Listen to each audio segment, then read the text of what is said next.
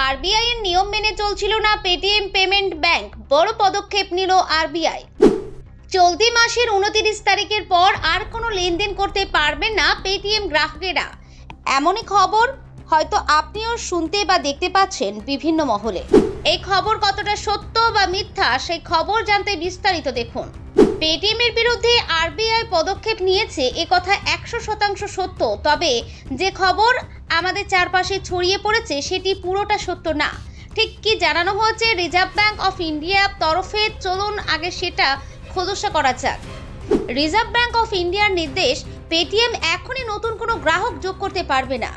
31শে জানুয়ারি 2024 অর্থাৎ মঙ্গলবারে এই নির্দেশিকা জারি করা হয়।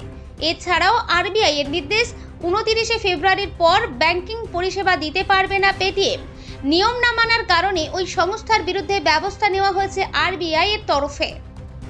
আরবিআই এর নির্দেশ, ক্রেডিট লেনদেন নিষিদ্ধ করা হচ্ছে। রিজার্ভ ব্যাংক কোম্পানির ক্রেডিট লেনদেন, টপ আপ সুবিধা, ওয়ালেট এবং ফাস্ট্যাগ সহ সমস্ত ধরনের সুবিধা নিষিদ্ধ করার সিদ্ধান্ত নিয়েছে। এর সাথে পেটিএম পেমেন্ট ব্যাংকও নতুন গ্রাহক যোগ করতে পারবে না।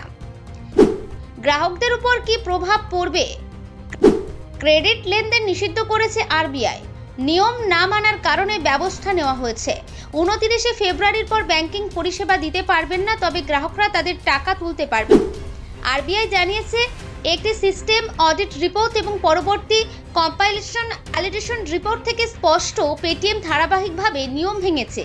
এছাড়াও পেটিএম এর অনেক ত্রুটি ধরা পড়েছে, ফলে ওই সংস্থার বিরুদ্ধে পরবর্তী পদক্ষেপ নিতে পারে আরবিআই।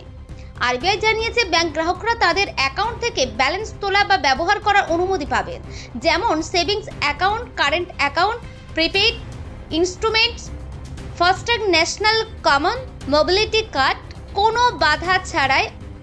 আরবিআই ব্যাংকিং অ্যাক্ট 1949 এর ধারা 35 এর অধীনে পেটিএম পেমেন্ট ব্যাংকের বিরুদ্ধে এই ব্যবস্থা নিয়েছে। কেন পেটিএম এর বিরুদ্ধে ব্যবস্থা নিল আরবিআই?